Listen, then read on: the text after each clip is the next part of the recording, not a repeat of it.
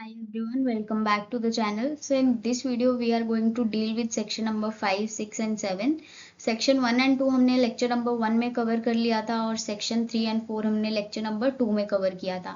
So इस video में हम तीन sections deal करने वाले हैं 5, 6 and 7.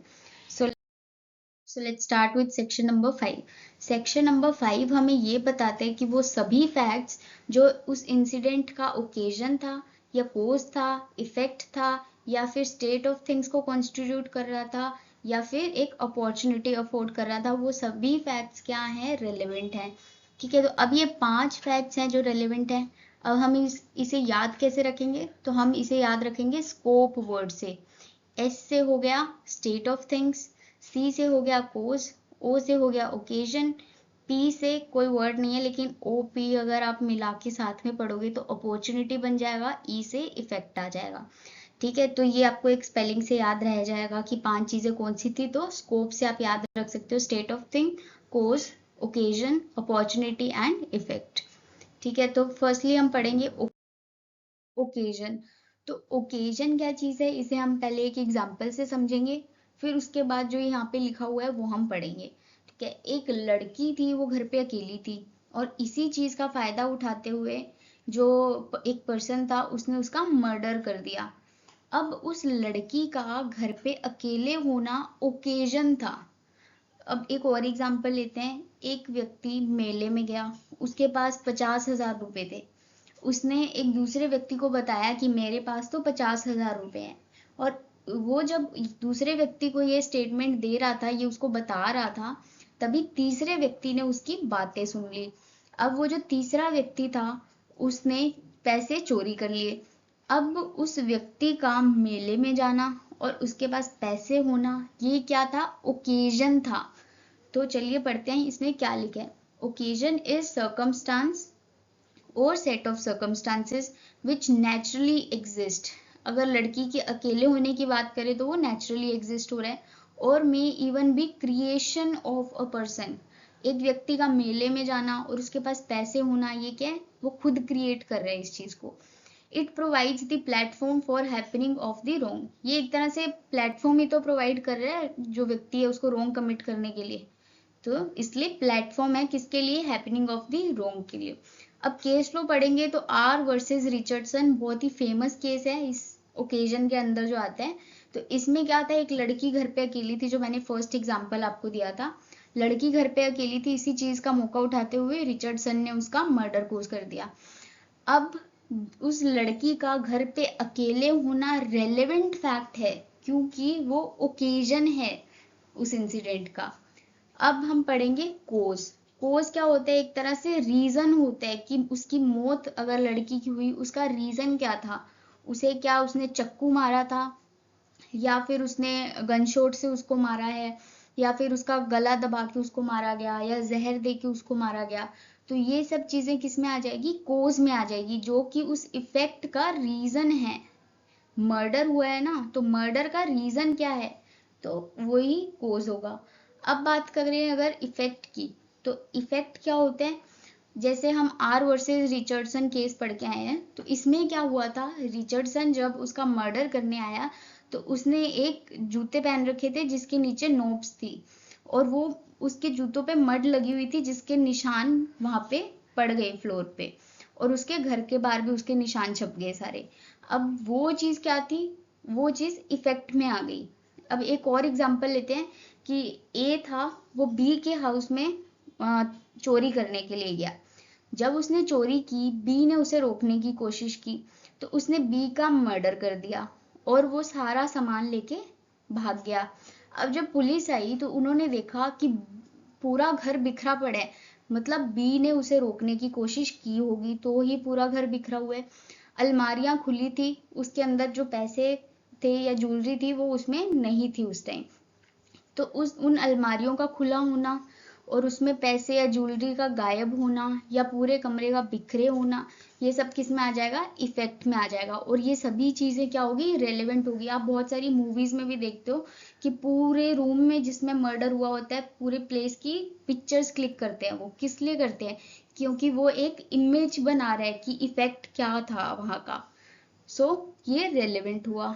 Every act creates an effect which not only records the happening, एक तरह से रिकॉर्ड कर रहे हैं, अलमारियां खुली हैं, पूरा कमरा बिखरा पड़ा है, ये हमें बता रहे हैं कि कोई चोरी करने आया था, लेकिन उसे बी ने शायद रोकने की कोशिश की होगी तो उसने बी को मार दिया। एक इमेजिन तो कर सकते हैं उस सिचुएशन को देखते हुए, but also throws light upon the nature of the fact, fact का नेचर भी बता रही है। And this effect indicates the cause, मौत कैसे हुई उसकी ये भी बता रहे हैं हमें, कि वो चोरी करने आया था, उसने उसको चोरी नहीं करने दी होगी तो उसने उसका मर्डर कर दिया और वो चोरी करके भाग गया वहां से। सो ये हुआ इफेक्ट। तो ओकेजन क्या हुआ, मौका देना किसी को, लड़की का घर पे अकेले होना क्या हुआ, ओकेजन। कोज क्या हुआ, कैसे मर्डर हुआ, क्या रीजन था उसका, वो हुआ कोज। इफेक्ट क्या हुआ, जो इंसिडेंट के बाद जो रूम की सिचुएशन थी, या कोई पैर के निशान थे या खून के निशान थे, ये सब क्या हुआ, इफेक्ट हुआ। अब नेक्स्ट हम पढ़ेंगे अपॉर्चुनिटी क्या होती है। सो अपॉर्चुनिटी और ओकेजन में बहुत सारे लोग कंफ्यूज हो जाते हैं कि इसमें डिफरेंस क्या है।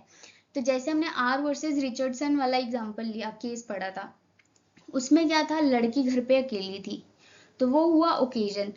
इस चीज की नॉलेज कि वो लड़की घर पे अकेली है, ये रिचर्डसन को नॉलेज थी इस चीज की, तो उसकी नॉलेज रिचर्डसन को होना वो क्या था, अपॉर्चुनिटी था। सो ओकेजन प्लस नॉलेज क्या हुआ, अपॉर्चुनिटी हुआ। So when a person carves out a favourable situation, ये एक तरह से फेवरेबल सिचुएशन ही तो उसने कार्व की है रिचर्डसन ने। उसको पता चला कि लड़की अकेली है तो उसने सोचा हाँ अब मर्डर हो सकता है, तो एक उसके लिए फेवरेबल सिचुएशन हो गई वो for himself, where by it becomes easier for him to commit crime. It may include a break from normal routine of life. अब रिचर्डसन जो था वो अपने ऑफिस से छुट्टी लेके गया था, ब्रेक लेके गया था बीच में आधे घंटे की, तो अब वो क्या हुआ, अपने नॉर्मल रूटीन ऑफ लाइफ से ब्रेक लेके उसका मर्डर कोस करने गया, मतलब कुछ चेंजेस आए उसकी रूटीन लाइफ से हटके, तो ये आ गया अपॉर्चुनिटी में। सो ओकेजन और अपॉर्चुनिटी में डिफरेंस क्या हुआ, ओकेजन हुआ उस लड़की का घर पे अकेले होना, और अपॉर्चुनिटी क्या हुआ, उस लड़की के घर पे अकेले होने की नॉलेज जो थी वो हुई opportunity. So R versus Donnellan case में क्या बोला गया था, knowledge of the accused, knowledge word important है ये आप ध्यान रखेंगे, knowledge of the accused was held to be relevant as it served as an opportunity to commit the crime. So person जो accused है उसकी knowledge होना कि वो लड़की अकेली थी घर पे, ये उसे एक अपॉर्चुनिटी दे रही है, तो ये रिलेवेंट हुआ। ठीक है, सो नेक्स्ट देखेंगे state of things. State of things क्या होता है, it is set of existing circumstances which exist over a period of time, बहुत लंबे टाइम से चल रहा है, when the wrong was done, so it is a continuous state of affair है। अब इसमें एक और एग्जांपल लेते हैं, या फिर हम इसे केस लॉ से ही पढ़ते हैं, एक तरह से एग्जांपल ही आपको समझ आ जाएगा। रेटन वर्सेस रेजिनम में क्या हुआ था, जो अक्यूज्ड था उसने अपनी वाइफ को गोली मार दी थी जिसकी वजह से उसकी डेथ हो गई थी, और उसने जो हस्बैंड था उसने डिफेंस किस चीज का लिया, एक्सीडेंट का डिफेंस लिया। लेकिन जब सारे फैक्ट्स देखे गए तो ये पता चला कोर्ट को कि जो अक्यूज्ड था वो अपनी वाइफ से अनहैप्पी था और उसका एक एक्स्ट्रा मैरिटल अफेयर भी चल रहा था। तो उसका अपनी वाइफ के साथ अनहैप्पी होना ये बहुत लंबे टाइम से कंटिन्यूस चीज थी, ये एक कंटिन्यूस स्टेट ऑफ अफेयर था। ठीक है, और बाहर किसी के साथ एक्स्ट्रा मैरिटल अफेयर था किसी और औरत के साथ, तो ये भी रेलेवेंट फैक्ट हुआ। तो ये हुआ स्टेट ऑफ थिंग्स, ये सभी चीजें रेलेवेंट है। तो इसमें हमने पढ़ी 5 चीजें, सेक्शन नंबर 5 में हमने 5 चीजें पढ़ी, ये आप याद रखेंगे स्कोप वर्ड से। एस से हुआ स्टेट ऑफ थिंग्स, सी से हुआ कोज, ओ से हुआ ओकेजन, पी से हुआ अपॉर्चुनिटी, ई से हुआ इफेक्ट। तो ये 5 चीजें आपको याद रखनी है। 3 केस लॉज हमने पढ़े हैं, आर वर्सेस रिचर्डसन जो हमने ओकेजन में पढ़ा, देन अपॉर्चुनिटी में हमने आर वर्सेस डोनेलन पढ़ा, और देन स्टेट ऑफ थिंग्स में हमने रेटन वर्सेस रेजिनम पढ़ा। सो नेक्स्ट हम डील करेंगे इलिस्ट्रेशन से। इलिस्ट्रेशंस बहुत ही इंपॉर्टेंट है, प्री में इलिस्ट्रेशंस डाल के आपसे पूछ लिया जाएगा कि इसमें क्या ओकेजन है, अपॉर्चुनिटी है या स्टेट ऑफ थिंग्स है, ऐसे ऑप्शंस आ जाएंगे आपके पास। तो इलिस्ट्रेशंस आप बहुत अच्छे से करके जाना। सो चलिए स्टार्ट करते हैं इलिस्ट्रेशन। फर्स्ट इलिस्ट्रेशन है, the question is whether A robbed B. The facts that shortly before the robbery B went to a fair with money in his possession.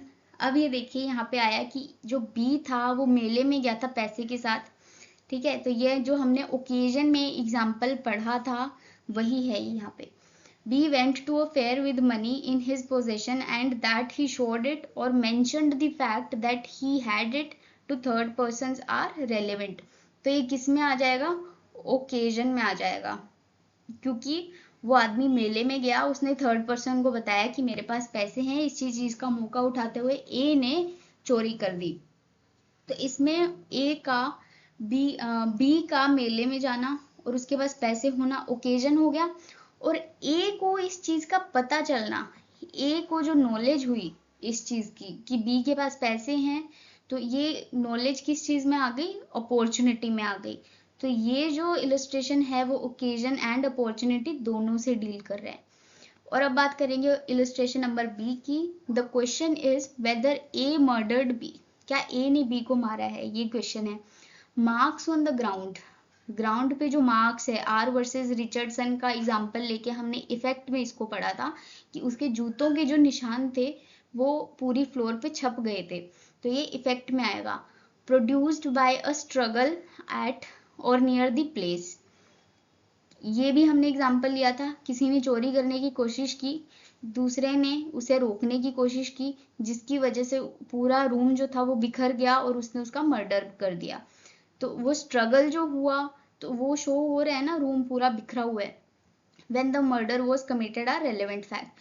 तो ग्राउंड पे मार्क्स होना और वो स्ट्रगल जो उसका हुआ, रूम का बिखरा होना, मतलब जो पर्सन था जो जिसने रोंग कमिट किया था उसका स्ट्रगल शो हो रहा था उस सिचुएशन में, तो ये इफेक्ट में आ जाएगा। तो इलिस्ट्रेशन नंबर बी जो है वो इफेक्ट की बात कर रहे हैं, तो ये रेलेवेंट हुआ। देन इलिस्ट्रेशन नंबर सी की बात करेंगे। The question is whether A poisoned B. क्या ए ने बी को जहर दिया है, ये क्वेश्चन है। The state of B's health, B की health before the symptoms ascribed to poison and habits of B known to A which afforded an opportunity for the administration of poison are relevant facts. अब इसमें मान लो कि B जो है वो रोज medicine लेता है। अब इस चीज का उसको पता था ए को कि ए बी जो है वो कब कब मेडिसिन ले रहा है या वो कितने बजे खाना खाते हैं, क्या रूटीन है उसका कोई चीज खाने का। तो ये सब चीजों की नॉलेज होना ए को एक तरह से क्या चीज क्रिएट कर रही है? अपॉर्चुनिटी दे रही है उसको, ए को बी को पॉइजन देने के लिए। तो ये आ जाएगा अपॉर्चुनिटी में। सो ये भी एक रेलेवेंट फैक्ट है क्योंकि ये अपॉर्चुनिटी बता रहा है। देन नेक्स्ट हम डील करेंगे सेक्शन नंबर 6 से, जो कि हमें मोटिव, प्रिपरेशन एंड कंडक्ट के बारे में बताते हैं। तो इसमें हमें 3 चीजें रेलेवेंट बताई गई हैं। कौन कौन सी? Motive, preparation and conduct. अगर आपने आईपीसी पढ़ा हो तो उसमें हम स्टेजेस देखते थे ऑफेंस के, तो उसमें हम पढ़ते थे इंटेंशन, ठीक है, फिर उसके बाद प्रिपरेशन, फिर अटेम्प्ट, फिर कंडक्ट। तो ये सब चीजें इसी में आ जाएंगी। मोटिव भी रेलेवेंट होता है, प्रिपरेशन भी रेलेवेंट होती है और कंडक्ट भी रेलेवेंट होता है। कंडक्ट कैसा? प्रीवियस भी हो सकता है या सब्सिक्वेंट भी हो सकता है। अब प्रीवियस और सब्सिक्वेंट का अगर एग्जाम्पल लें तो अगर ए ने बी का मर्डर कोज किया, अब ए जो था वो उस इंसिडेंट से पहले उसने किसी शॉप से एक जहर की दवाई, जहर खरीदा था, जहर की डिब्बी खरीदी थी मेडिकल शॉप से। तो वो क्या हुआ? प्रीवियस कंडक्ट हो गया उस इंसिडेंट का। और सब्सिक्वेंट कंडक्ट कौन सा हुआ? कि ए ने जब उसको पॉइजन दे दिया तो उसको लगा कि हाँ क्या मैं पकड़ा जा सकता हूँ, वो डर गया और वो भाग गया, वहां से एब्सकॉन्ड हो गया। तो ये क्या हुआ? सब्सिक्वेंट कंडक्ट हुआ। तो चलिए पढ़ते हैं कि सेक्शन में क्या लिखा है। तो वो सभी फैक्ट्स जो शो करते हैं या कॉन्स्टिट्यूट करते हैं मोटिव या फिर प्रिपरेशन को for any fact in issue और रेलेवेंट फैक्ट्स आर रेलेवेंट। तो इसमें ये बताया कि मोटिव और प्रिपरेशन रेलेवेंट होते हैं। और सेकेंड सबसेक्शन में बताया conduct of any party. Conduct किसका होगा? किसका कंडक्ट रेलेवेंट होगा? किसी भी पार्टी का या फिर किसी भी पार्टी के एजेंट का या विक्टिम का, ठीक है। लेकिन वो क्या होना चाहिए? किसके रेफरेंस में होना चाहिए? सूट या प्रोसीडिंग के या फैक्ट इन इशू के या रेलेवेंट फैक्ट के। अब मान लीजिए एक को पता चल गया कि वो केस हार रहा है या सूट उसके खिलाफ अब चल रहा है, उसके साथ अब उसको सजा मिल सकती है, तो उसके चलते वो क्या हुआ, वो गायब हो गया, वो एब्सकॉन्ड हो गया वहां से। तो ये क्या हुआ, कंडक्ट हुआ उसका, सब्सिक्वेंट कंडक्ट हुआ, किससे रिलेटेड हुआ, सूट या प्रोसीडिंग से रिलेटेड हुआ, या फैक्ट इन इशू से, या रेलेवेंट फैक्ट से, वेदर इट इज प्रीवियस और सब्सिक्वेंट, ये हमने पढ़ लिया है। सो नेक्स्ट हम देखेंगे कंडक्ट में। वैसे तो जनरल रूल ये है कि कोई स्टेटमेंट को हम कंडक्ट नहीं बोलेंगे, conduct does not include statement, लेकिन दो एक्सेप्शंस है इसके। First is statement company and explain acts. First explanation में हमने फर्स्ट एक्सेप्शन पढ़ी कि जो स्टेटमेंट्स किसी एक्ट को अकम्पनी या एक्सप्लेन कर रहे हैं वो सभी स्टेटमेंट्स रेलेवेंट होंगी, वो कंडक्ट में मानी जाएंगी।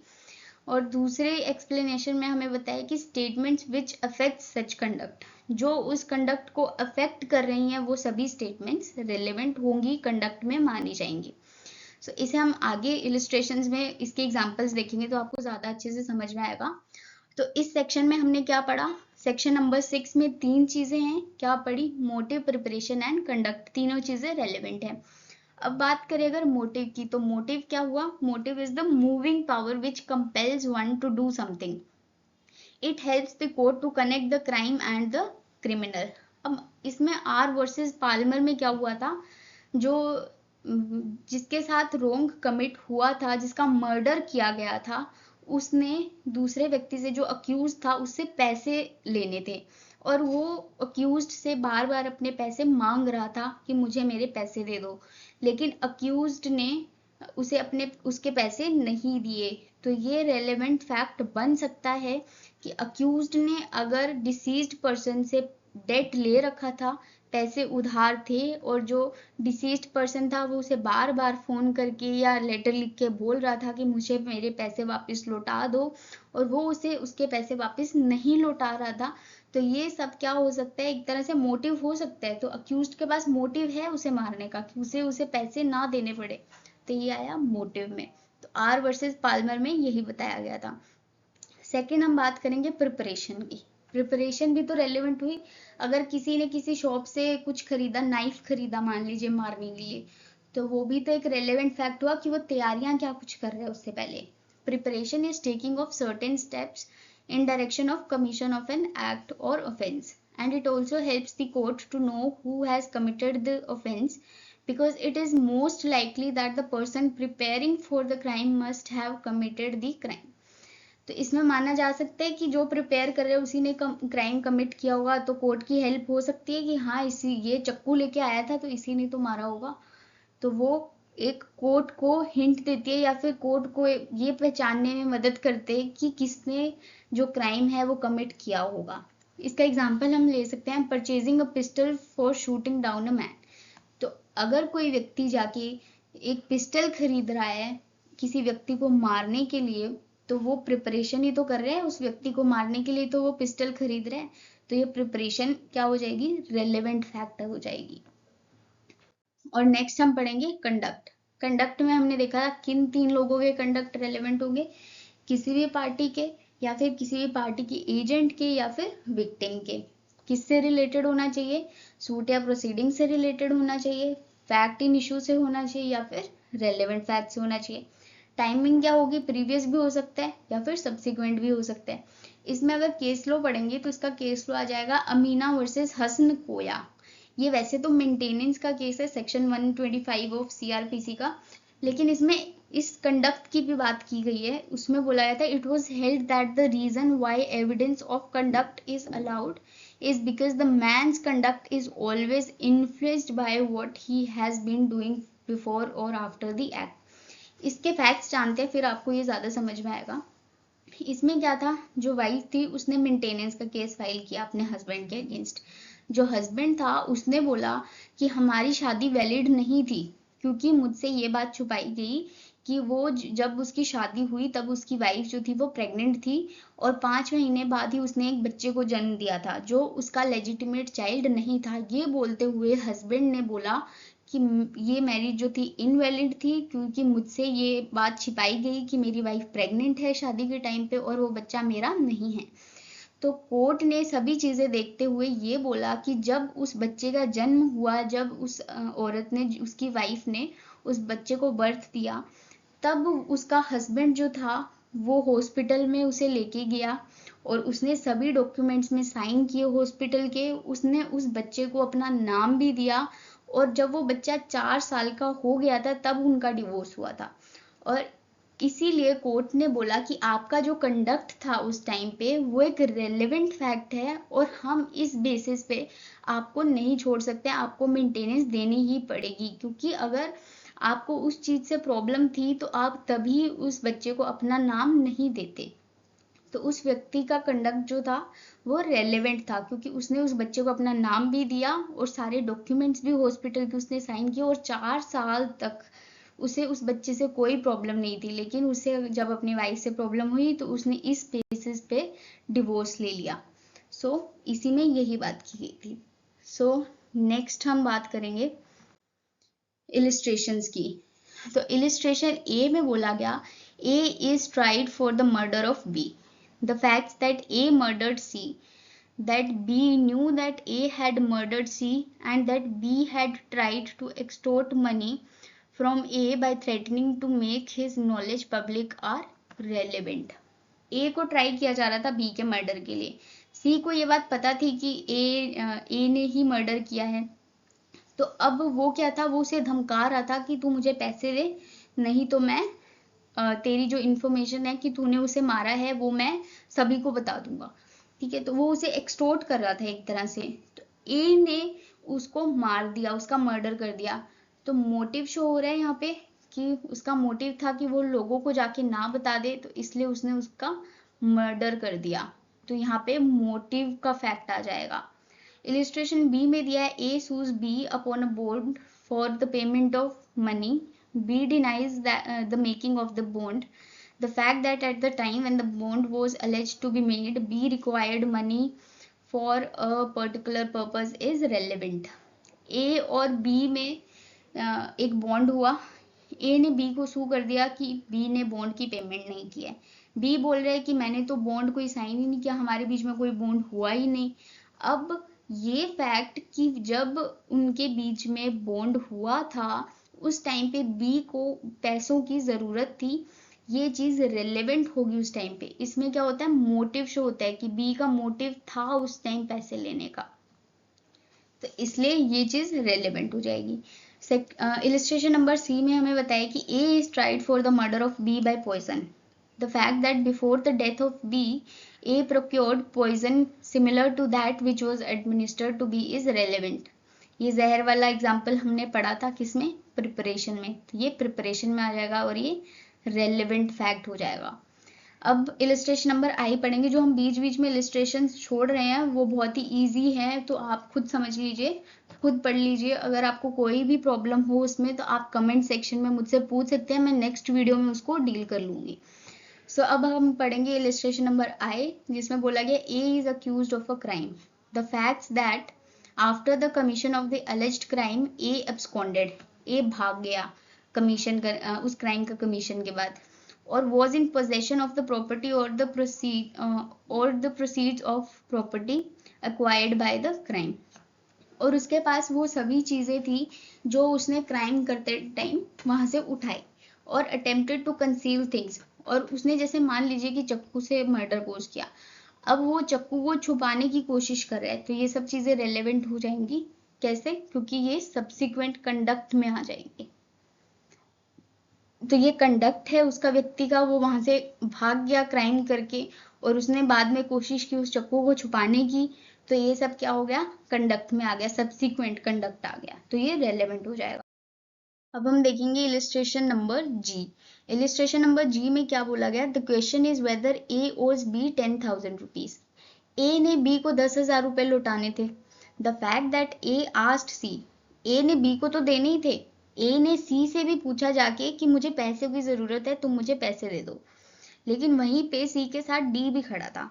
डी ने ए की प्रेजेंस में क्या बोला कि मैं तुझे एडवाइस करता हूँ, किसको बोला डी ने सी को बोला कि मैं तुझे एडवाइस करता हूँ कि तू ए को पैसे मत दे, क्योंकि ए ने बी के 10,000 रुपये लौटाने हैं, बी उससे मांग मांग के थक गया है, लेकिन ये उसके पैसे नहीं लौटा रहे।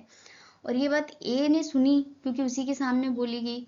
तो फिर क्या हुआ, ए जो था वहां से चुपचाप करके चला गया, उसने कोई जवाब नहीं दिया उस चीज का।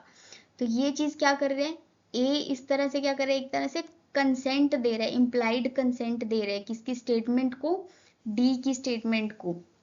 तो ये चीज क्या हुई, ये स्टेटमेंट जो है वो ए के कंडक्ट को शो कर रही है। तो ये स्टेटमेंट क्या हुई, रेलेवेंट हुई। ये किसका एग्जाम्पल है, एक्सप्लेनेशन नंबर 1 जो हमने पढ़ी थी, कि जनरल रूल है कि स्टेटमेंट जो है वो कंडक्ट नहीं होती है, लेकिन 2 एक्सेप्शंस थी। ये फर्स्ट एक्सेप्शन का एग्जाम्पल है जो एक्सप्लेनेशन नंबर 1 में हमें दिया गया है। और अब हम देखेंगे illustration number F। The question is weather A robbed B. The fact that after B was robbed, C said in A's presence, the police are coming to look for the person who robbed B.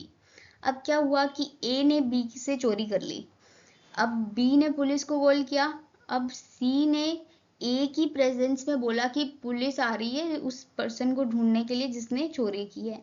तो ये बात सुन के A वहां से भाग गया, ए ran away. ये क्या है, रेलेवेंट फैक्ट है।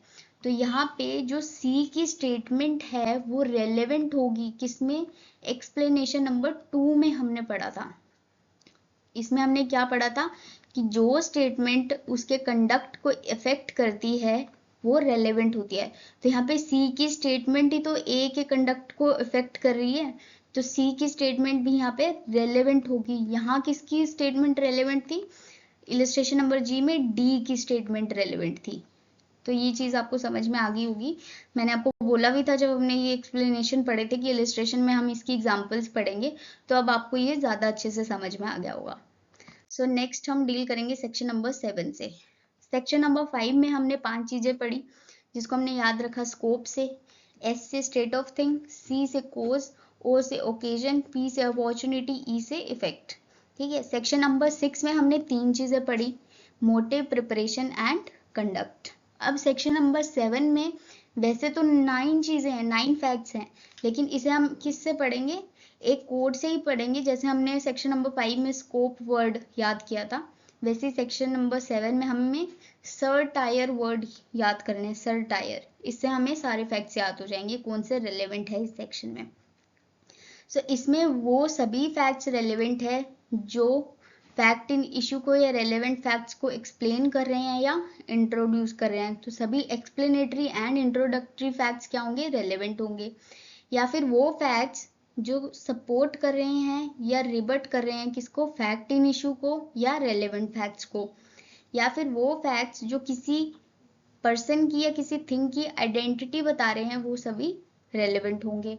या फिर वो फैक्ट्स जो किसी चीज का टाइम या प्लेस बता रहे हैं वो भी रेलेवेंट होंगे। या फिर जो फैक्ट्स रिलेशन बता रहे हैं पार्टीज का रिलेशन कैसा था, क्या उनमें दुश्मनी थी, या फिर वो एम्प्लॉय और एम्प्लॉयर थे और एम्प्लॉयर को एम्प्लॉय से बहुत ज्यादा प्रॉब्लम थी, इस वजह से एम्प्लॉय ने उसका मर्डर कोज कर दिया। तो ये एक तरह से रिलेशन हो गया। सो इसे हम एक कोड से याद करेंगे, सर टायर। एस से हो जाएगा सपोर्ट, जो फैक्ट सपोर्ट कर रहे हैं ये यहाँ से कनेक्ट हो गया। जो फैक्ट सपोर्ट कर रहे हैं रेलेवेंट फैक्ट या फैक्ट इन इशू को तो वो सभी रेलेवेंट होंगे। एस से ये हो गया। आई से हो गया इंट्रोडक्टरी फैक्ट्स, जो फैक्ट्स रेलेवेंट फैक्ट्स को या फैक्ट्स इन इशू को इंट्रोड्यूस कर रहे हैं वो सभी फैक्ट्स रेलेवेंट होंगे। देन आर, आर से क्या हुआ, रिबिटिंग, रिबिटिंग फैक्ट्स क्या हुआ, रेलेवेंट हुए। रेबिटिंग का मतलब क्या होता है, रेबिटिंग फैक्ट्स वो होते हैं जो किसी फैक्ट, मान लीजिए कोई एविडेंस मैंने कोर्ट में दिया, अब जो एविडेंस उस चीज को कॉन्ट्राडिक्ट कर रहे हैं वो सभी रेबिटिंग फैक्ट्स हुए। अब टी से क्या हुआ, टाइम और प्लेस, जो चीजें फैक्ट इन इशू या रेलेवेंट फैक्ट से रिलेटेड टाइम और प्लेस की बात कर रहे हैं वो सभी फैक्ट्स रेलेवेंट होंगे। आई से यहाँ पे आ गया आइडेंटिटी, आर से आ गया रिलेशन, ई से आ गया एक्सप्लेनेटरी, जो फैक्ट्स एक्सप्लेनेटरी है वो सभी रेलेवेंट होंगे। तो सर टायर से आपको ये याद रखना है कौन कौन सी चीजें हैं, एस से सपोर्टिव, जो सपोर्टिंग फैक्ट्स हैं वो रेलेवेंट हैं। आई से इंट्रोडक्टरी, आर से रिबटिंग, टी से टाइम एंड प्लेस, आई से आइडेंटिटी, आर से रिलेशन, ई से एक्सप्लेनेटरी। ऐसे आपको इजीली याद हो जाएगा। अब इस सेक्शन में जो बहुत ही इंपॉर्टेंट कंसेप्ट है वो है टीआईपी का कंसेप्ट। टीआईपी क्या चीज है? Test identification parade. ये हम इस पोर्शन में पढ़ते हैं, आइडेंटिटी के पोर्शन में। आइडेंटिटी जो हम देख रहे हैं कि जो फैक्ट्स आइडेंटिटी बता रहे हैं वो रेलेवेंट होंगे, तो इस आइडेंटिटी में हम टीआईपी के एविडेंस कलेक्ट करते हैं, इसीलिए ये बहुत इंपॉर्टेंट चीज है। अब ये टीआईपी क्या होता है? टीआईपी का मतलब है टेस्ट आइडेंटिफिकेशन परेड।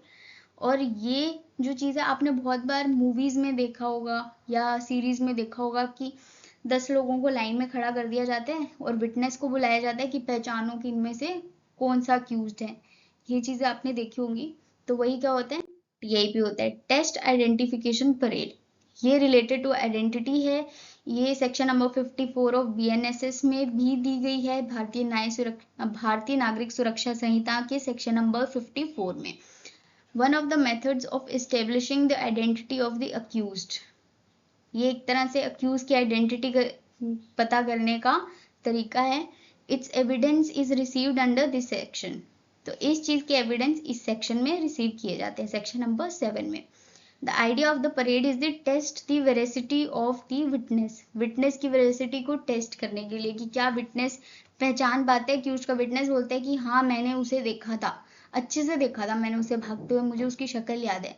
तो अब क्या करेंगे, 10 लोगों को खड़ा कर देंगे, उसमें से एक अक्यूज ही होगा। अब विटनेस को टेस्ट करने के लिए बुलाया जाएगा कि आप अब पहचानो कि इसमें से कौन सा अक्यूज है। अगर विटनेस उसे पहचान लेते हैं तो वो सही बता रहे हैं, लेकिन अगर विटनेस अक्यूज्ड को पहले से जानते हैं तो क्या ये सही टेस्ट आइडेंटिफिकेशन परेड होगा? नहीं। अगर वो पहले से ही जानते हैं अक्यूज्ड को तो वो क्यों इतना कुछ करवाने का क्या मतलब है? टेस्ट करवाने का मतलब ही क्या अगर वो पहले से उसे जानते हैं तो। सो ये एक विटनेस की वेरेसिटी टेस्ट करने के लिए कंडक्ट करवाया जाता है। Question of his capability to identify from among several persons made stand in a queue. जैसे कि मैंने आपको बताया 10 लोग लाइन में खड़े कर दिए, उसमें से an unknown person whom the witness had seen at the time of the occurrence, जिसको विटनेस ने भागते हुए देखा था इंसिडेंट के टाइम पे, उसको पहचानने के लिए ये टेस्ट करवाया जाता है। अब इसके एसेंशियल्स क्या हैं? Identification parade shall be conducted by judicial magistrate. ये जो टेस्ट आइडेंटिफिकेशन परेड है ये जुडिशियल मजिस्ट्रेट द्वारा ही करवाई जाती है। ऐसा नहीं है कि पुलिस द्वारा नहीं करवाई जाती, पुलिस भी करवाती है, लेकिन पुलिस जो टीआईपी करवाती है वो उनके इन्वेस्टिगेशन का पार्ट होता है। इन्वेस्टिगेशन के लिए अगर उनको लगता है कि क्या हम सही रास्ते जा रहे हैं, क्या हम सही चीज़ें पकड़ पा रहे हैं, तो वो उसका पार्ट है। लेकिन वो क्या है, वो बहुत ज़्यादा वैल्यू नहीं रखते हैं जो पुलिस कंडक्ट करवाती है टीआईपी। सो जो वैल्यूएबल टीआईपी है वो जुडिशियल मजिस्ट्रेट ही कंडक्ट करवाते हैं। Statements made by the identifying witness during the identification parade should be recorded in the proceeding, even if a witness makes a mistake it should be recorded. तो जो भी witness वहां पे बताएगा test के time पे, टीआईपी के time पे, जो भी चीजें वो बोलेगा वो सभी क्या होंगी, रिकॉर्ड की जाएंगी। भले ही वो कुछ सही बता रहा है, गलत बता रहा है, क्या बोल रहा है क्या नहीं बोल रहा है, वो आपको नहीं देखना है, आपको सब चीजें रिकॉर्ड करनी है। TIP is not a substantive piece of evidence. क्या हम बोल सकते हैं कि टीआईपी के बेसिस पे विटनेस ने आके बोल दिया कि हाँ यही है अक्यूज्ड, मैंने इसी को ही देखा था, इसके बेसिस पे क्या कन्विक्ट किया जा सकता है अक्यूज्ड को? तो नहीं किया जा सकता, क्योंकि टीआईपी एक सब्सटेंटिव पीस ऑफ एविडेंस नहीं है। It can be used for corroborating और कॉन्ट्राडिक्टिंग एविडेंस। ये एक तरह से कॉन्ट्राडिक्ट या करोबोरेट करने के लिए ही इस्तेमाल किया जाता है। ये एक सब्सटेंटिव पीस नहीं है एविडेंस का, और ना ही इसके सोल बेसिस पे कन्विक्शन किया जाता है। सो ये 3 एसेंशियल एलिमेंट्स हो गए टीआईपी के। अब 2 केस लॉज इसमें हम पढ़ेंगे। Zafar versus state of Kerala. इसमें क्या बोला गया? SC held that the testimony of the prosecution witness identifying the accused persons at the police station can not be considered as a proper test identification parade. जैसे कि मैंने आपको बताया कि जो टीआईपी है वो मेनली जुडिशियल मजिस्ट्रेट ही कराएगा, उसी की ही वैल्यू है। अगर पुलिस स्टेशन में पुलिस अगर टीआईपी कंडक्ट करवा रही है तो वो एक प्रॉपर टीआईपी नहीं माना जाएगा। वो पुलिस किस लिए करवाती है, वो सिर्फ अपने एक इन्वेस्टिगेशन का पार्ट रखती है, उसे उसकी कोई वैल्यू नहीं होती है। R Shahji versus state of Kerala में क्या बोला गया, holding TIP is not essential where witnesses are acquainted with the accused.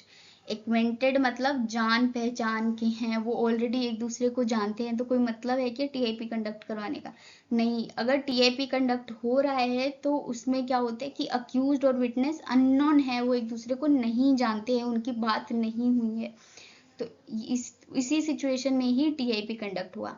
अब क्वेश्चन आता है कि क्या टीआईपी करवाना जरूरी है, एसेंशियल है?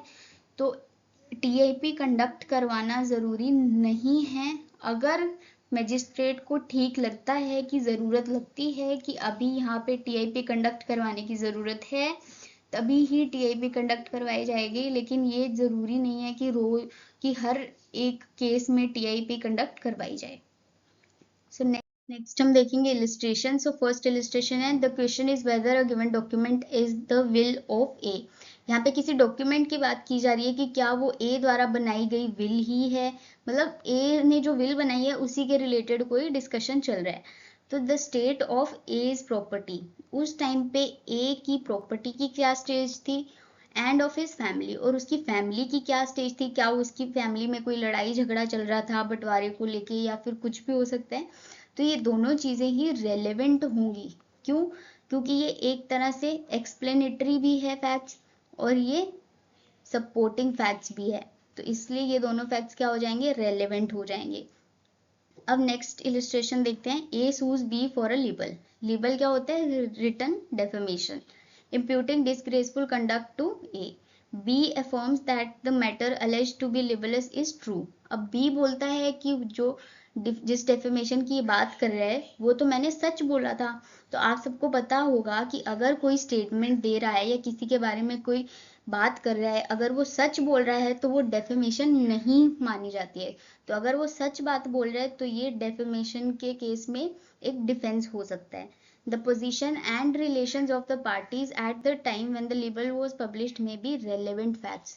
तो जिस टाइम पे वो लिबलस स्टेटमेंट दी गई उस टाइम पे दोनों के बीच में क्या रिलेशन था, ये रेलेवेंट होगा। अगर मान लीजिए ए और बी में कोई लड़ाई झगड़ा चल रहा था जिसके चलते बी ने कोई ऐसी बात बोल दी जो डेफेमेटरी है, तो वो जो उनका रिलेशन है, जो उनका लड़ाई झगड़ा चल रहा है, वो रेलेवेंट फैक्ट हो सकता है, क्योंकि उसी ने ही क्या किया है, उस डेफेमेटरी चीज को इंट्रोड्यूस किया है, तो ये रेलेवेंट हो गया। लेकिन अगर मान लीजिए कोई डिस्प्यूट चल रहा है ए और बी में, जो अनकनेक्टेड है उस डेफेमेटरी स्टेटमेंट से, तो उसमें क्या होगा, वो इररेलेवेंट हो जाएगा, वो डिस्प्यूट इररेलेवेंट हो जाएगा, लेकिन उस डिस्प्यूट से उनका जो रिलेशन खराब हुआ है वो रेलेवेंट होगा। समझ रहे हो कि अगर वो डिस्प्यूट अनकनेक्टेड है उस डेफेमेटरी स्टेटमेंट से, कि वो डिस्प्यूट किसी और चीज के लिए था, ए ने कुछ बोल और दिया, अब इसमें क्या होगा कि वो डिस्प्यूट तो इररेलेवेंट हो जाएगा, लेकिन उस डिस्प्यूट के कारण जो उनका रिलेशन खराब हुआ है वो रेलेवेंट हो जाएगा। सो इसमें क्या होगा, इंट्रोडक्टरी फैक्ट्स भी आ गए और रिलेशन से रिलेटेड फैक्ट्स भी आ गए, तो ये रेलेवेंट हो जाएगा। अब आते हैं सी इलस्ट्रेशन पे। A is accused of a crime. The fact that soon after the commission of the crime, A absconded, A भाग गया from his house is relevant. ये क्या हुआ, relevant चीज हुई अंडर सेक्शन 6 में हमने क्या पढ़ा था, कंडक्ट में आ गया ये पार्ट, ए का भाग जाना कमीशन ऑफ क्राइम के बाद, ये क्या हुआ, कंडक्ट में आ गया, सब्सिक्वेंट कंडक्ट में, as conduct subsequent to and affected by facts in issue. The fact that at the time when he left home, A has sudden and urgent business. लेकिन A ने बताया कि वो वहां से भागा नहीं था, वो इसीलिए गया था क्योंकि उसे कोई अर्जेंट बिजनेस के लिए जाना पड़ गया था। तो ये जो है वो रेलेवेंट होगी क्योंकि वो उसके भागने की वजह को एक्सप्लेन कर रहा है। एज टेंडिंग टू एक्सप्लेन, ये लिखा हुआ है, explain the fact that he left home suddenly. The details of the business on which he left are not relevant. तो वो ये बताएगा कि मुझे तो कोई ज़रूरी काम आ गया था, मैं इसलिए गया था, मैं कोई क्राइम करके नहीं भागा था, तो ये रेलेवेंट होगा क्योंकि वो एक्सप्लेनेटरी चीज़ें बता रहे हैं। लेकिन वो किस काम के लिए गया था ये बताना कोई रेलेवेंट नहीं है, कि वो कितनी अर्जेंसी थी, उसको क्या काम था, कैसे था, वो सब बताना ज़रूरी नहीं है। हाँ, लेकिन अगर क्वेश्चन आता है कि क्या वो जो बिजनेस का काम था वो अर्जेंट था, क्या वो सडन था जिसके लिए वो गया, इसको प्रूव करने के लिए अगर वो कोई चीज़ें बता रहे हैं तो वो चीज़ें रेलेवेंट हो सकती हैं। तो इसमें यही चीज़ें बताई गई, इसमें एक्सप्लेनेटरी फैक्ट्स आ रहे हैं, एक्सप्लेनेटरी। सो अब नेक्स्ट हम देखेंगे illustration number D. A sues B for inducing C. A ने बी को सू कर दिया। ए और सी के बीच में हुआ था कॉन्ट्रैक्ट। किस में हुआ था? ए और सी में, इन दोनों में कॉन्ट्रैक्ट हुआ था। अब इनके बीच में आ गया बी। बी ने सी को बोला मैं तुझे एक बेटर ऑफर देता हूँ, तू ए के साथ कॉन्ट्रैक्ट जो है वो कर दे ब्रीच, मैं तुझे एक बेटर ऑफर देता हूँ। सी ने कॉन्ट्रैक्ट कर दिया ब्रीच और ए ने कर दिया बी को सू। अब जो है, जब सी ने कॉन्ट्रैक्ट को ब्रीच किया, उसने ए को बोला I am leaving you because B has made me a better offer. This statement is relevant fact as explanatory. अब ये फैक्ट क्या है? एक्सप्लेन कर रहा है किसको? सी के कॉन्ट्रैक्ट को ब्रीच करने के फैक्ट को एक्सप्लेन कर रहा है ये चीज। तो ये एक्सप्लेनेटरी फैक्ट हो गया और ये एक रेलेवेंट फैक्ट माना जाएगा इस सेक्शन में। और नेक्स्ट इलस्ट्रेशन है A accused of theft is seen to give the stolen property to B. A ने चोरी की, ए ने दे दिया अपना वो जो स्टोलन प्रॉपर्टी थी वो बी को दे दी, और बी को बोला उसने कि तू ये छुपा के लेके जा और मेरी वाइफ को दे दे। So B says as he delivers it, A says you are to hide this. B statement is relevant as explanatory of fact which is part of the transaction. ये एक explanatory fact है, क्योंकि अगर B ने उसको ए ने अगर B को बोला है कि तुझे ये छुपा के लेके जाना है और मेरी वाइफ को दे देना है, तो ये एक्सप्लेन ही तो कर रहा है कि हाँ उसने थेफ्ट किया है, तो ही वो छुपाने के लिए बोल रहा है। तो ये एक्सप्लेनेटरी फैक्ट्स हो गए और रेलेवेंट फैक्ट्स हो गए। So next illustration है A is tried for a riot and is proved to have marched at the head of a mob. The cries of the mob are relevant. अब A जो था वो उसको क्या कर रहा था? हेड था मोब का। अब जो बाकी की मोब थी वो उसके नाम के नारे लगा रही थी। तो ये चीज क्या होती है? एक्सप्लेनेटरी होती है और रेलेवेंट होती है। अगर उसके नाम के नारे लगाए जा रहे हैं, जय जय की जा रही है उसकी, तो ये क्या एक्सप्लेन कर रही है कि हाँ हम ए की वजह से ही ये सब चीजें कर रहे हैं। तो ये एक एक्सप्लेनेटरी फैक्ट है और रेलेवेंट होगा इस सेक्शन के अंडर। सो आई होप कि आपको ये पूरा सेक्शन याद हो गया होगा। इसका हमने कोड वर्ड क्या पढ़ा था? Sir tyre. तो वो आपको याद रखना है, तो उससे आपको इजीली याद रहेंगे मेनली क्वेश्चन सेक्शंस। सो अब हम देखेंगे कि हमने 3 सेक्शंस में क्या पढ़ा है। फर्स्ट लेक्चर में हमने सेक्शन 1 एंड 2 किए थे। Section 1 short title application and commencement था। शॉर्ट टाइटल आपको पता है द भारतीय साक्ष्य अधिनियम 2023। एप्लीकेशन आपको पता है सभी जुडिशियल प्रोसीडिंग्स पे अप्लाई होता है इंक्लूडिंग कोर्ट्स मार्शल, और किन पे अप्लाई नहीं होता है? ये एफिडेविट्स पे अप्लाई नहीं होता है और प्रोसीडिंग्स बिफोर आर्बिट्रेटर्स पे अप्लाई नहीं होता है। और अगर बात करें कमेंसमेंट की, तो ये कब कमेंसमेंट में आया था? 1 जुलाई 2024 को। ये आप सबको पता होना चाहिए। और इसी के साथ आप मुझे कमेंट सेक्शन में ये बताएंगे कि इसकी इनैक्टमेंट डेट क्या है। और सेक्शन नंबर 2 में हमने डेफिनेशंस डील की थी, इसको हमने ट्रिक से याद किया था। और लेक्चर नंबर 2 में हमने 2 सेक्शंस किए थे, 3 एंड 4। थर्ड सेक्शन में हमने ये देखा था कि जो एविडेंसेस है वो एग्जिस्टेंस और non existence of facts in issue के बारे में हो सकते हैं या रेलेवेंट फैक्ट्स के बारे में हो सकते हैं। और सेक्शन 4 में हमने देखा था कि वो फैक्ट्स जो सेम ट्रांजेक्शन का पार्ट हैं वो रेलेवेंट होंगे। इसमें हमने डॉक्ट्रिन ऑफ रेस जेस्चे भी पढ़ा था। और लेक्चर नंबर 3 जो आज का लेक्चर है, इसमें हमने सेक्शन 5, 6 एंड 7 पढ़े। इसे हमने कोड वर्ड से याद किया। 5 में 5 चीजें रेलेवेंट है जिसे हमने स्कोप से याद किया, state of things, cause, occasion, opportunity and effect. और सेक्शन नंबर 6 में 3 चीजें थी जिसे हम पीसीएम से याद करेंगे, प्रिपरेशन, कंडक्ट एंड मोटिव। और सेक्शन नंबर 7 में हमने सर टायर से याद किया था। सो आई होप कि आपको सेक्शन नंबर 7 तक सब चीज़ें समझ में आ गई होंगी। यहाँ तक आपको अगर कोई भी प्रॉब्लम है, कोई भी कंफ्यूजन हो रहा है या किसी चीज़ में भी दिक्कत आ रही है तो आप कमेंट सेक्शन में पूछ सकते हो और नेक्स्ट वीडियो में हम उसे डील कर लेंगे, और या फिर मैं आपको कमेंट सेक्शन में ही रिप्लाई दे दूंगी। और नेक्स्ट लेक्चर जो है वो जल्दी ही आएगा। So stay connected to this channel. और अगर आपको ये वीडियो अच्छी लगी और आप चाहते हैं कि इसी तरह से मैं ऐसी वीडियोस लाती रहूं, तो आप कमेंट में बता दीजिए। और अगर आपको कोई चेंजेस चाहिए कि कुछ चेंजेस होनी चाहिए वीडियो में, तो वो भी आप मुझे बता सकते हैं ताकि मैं उसे सुधार सकूं। और आपको वीडियोस अच्छी लग रही हो तो प्लीज़ वो भी आप मुझे बताइए। लाइक कीजिए वीडियो को, सब्सक्राइब कीजिए और शेयर भी कीजिए। So for more videos stay connected to this channel. Thank you.